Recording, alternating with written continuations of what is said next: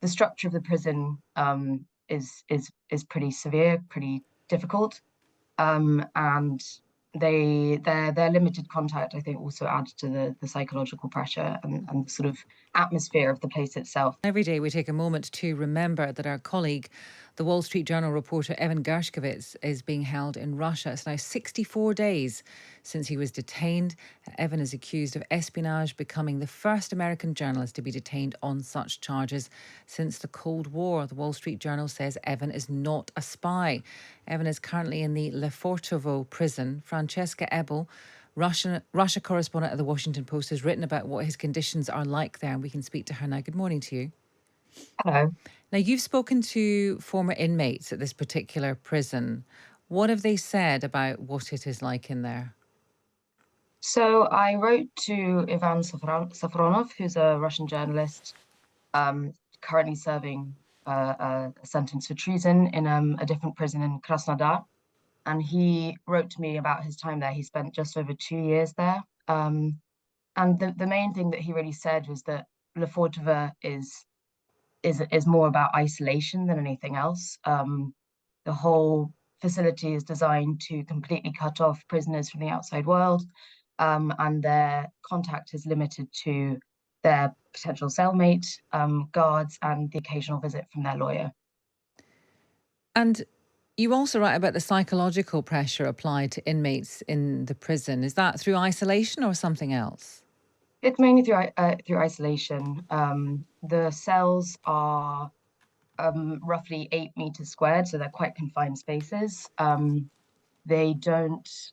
They're only allowed to exercise once a day in very confined exercise yards on the prison roof, and they're allowed to shower once a week. So the structure of the prison is pretty severe, pretty difficult, and their limited contact, I think, also adds to the psychological pressure and the sort of atmosphere of the place itself. The other point I would make is that Lefortova historically has been this sort of symbol of oppression and control.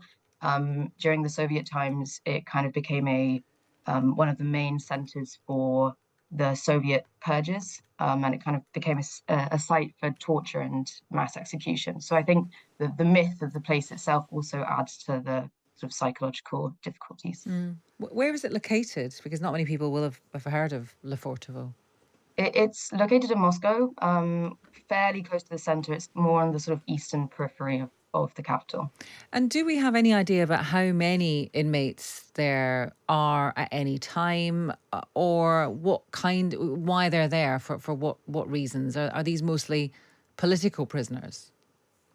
Yeah, I think the thing to know about this particular prison is that it's historically held a lot of high-profile detainees. So, for example, Alexander Solzhenitsyn, the Soviet dissident writer, lots of high-profile political cases in modern times, a lot of espionage cases.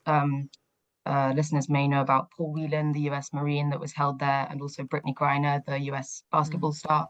So the prison is sort of known for holding these more famous cases.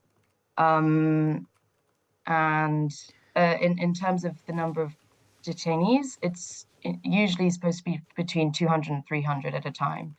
It sort Right. of varies on different periods. Now, you work for a different newspaper, but obviously both Washington based. Evan is a friend of yours, however, and then obviously you're finding out really through other people what it's like, this place where someone that you know is held in. That must be quite difficult. Yeah, it was definitely a difficult process to research this. I've known Evan for a long time. He's a good friend of mine. But to an extent, I also found it sort of helpful to have a clearer picture about what he's going through and to know the details of his daily routine and the sort of circumstances and conditions of his incarceration. But of course, it is also very difficult to imagine him there, and it's sort of all.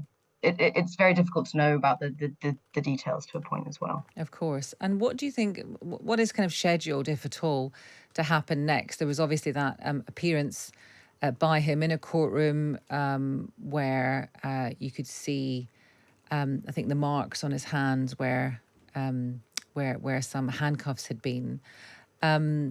what is next in the kind of timeline of this particular case?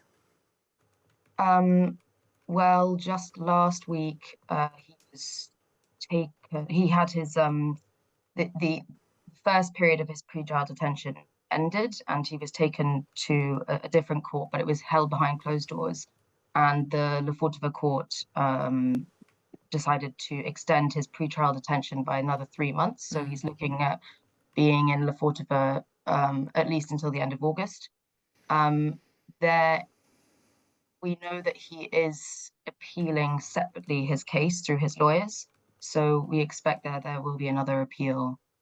It's in sometime in the coming months. Oh, But that's so far all that we know. At the moment, he's still in pretrial detention and he hasn't started the trial. okay. Francesca, thank you very much for talking to us. That's Francesca Ebel. She's Russia correspondent at the Washington Post.